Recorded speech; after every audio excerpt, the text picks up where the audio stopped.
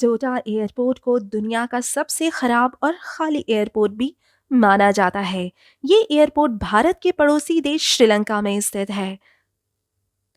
वैसे तो इस एयरपोर्ट को बनवाने में चीन के पैसे लगे थे, लेकिन काफी समय से इस एयरपोर्ट की हालत इतनी खराब चल रही थी कि कमाई ना हो पाने की वजह से ये एयरपोर्ट अपनी बिजली का बिल तक नहीं भर पा रहा था।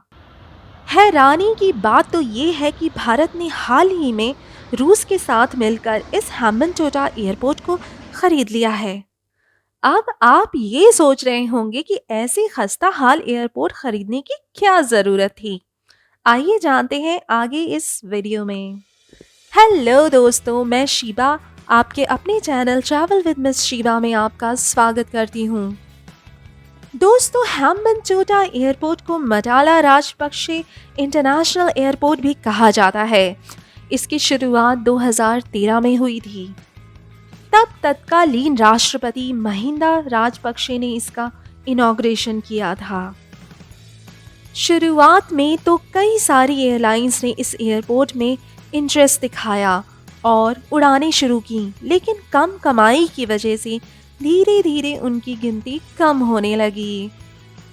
कुछ ही समय में इस एयरपोर्ट की हालत इतनी खराब हो गई कि इनके पास अपने ही एम्प्लॉयज़ को देने के लिए सैलरी तक नहीं थी।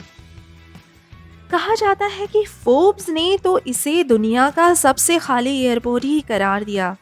इन सब के बावजूद इंडिया और रशिया ने एक जॉइंट वेंचर बनाकर इस एयरपोर्ट को खरीद लिया। जैसा कि आप जान चुके हैं कि ये एयरपोर्ट ज़्यादातर खाली ही रहता है। बहुत कम फ्लाइट्स यहाँ से ऑपरेट होती हैं और पैसेंजर्स भी गिनती के ही होते हैं।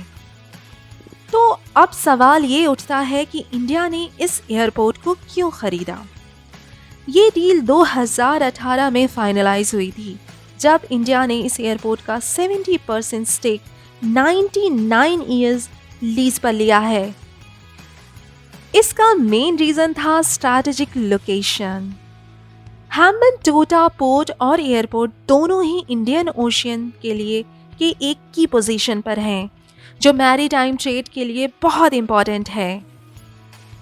ये लोकेशन इंडिया के लिए स्ट्रैटेजिकली इम्पॉर्टेंट है, क्योंकि इसे हम अपने ट्रेड रूट्स को सिक्योर रख सकते हैं और रीजनल इन्फ्लुएंस भी मेंटेन कर सकते हैं। इसके अलावा ये डील चाइना के ग्रोइंग इन्फ्लुएंस को काउंटर करने के लिए भी थी, क्योंकि चाइना ने भी हम्बनटोटा एयरपोर्ट को लीज पर लेके रखा था। अब बात करते हैं इसके करंट स्टेटस की। 2018 के बाद से इंडिया ने कुछ इनिशिएटिव्स लिए हैं इस एयरपोर्ट को ऑपरेशनल बनाने के लिए, लेकिन अभी भी ये एयरपोर्ट फुल्ली फंक्शनल नहीं है। लोकल और इंटरनेशनल फ्लाइट्स बहुत कम हैं और इंफ्रास्ट्रक्चर का यूटिलाइजेशन भी लो है।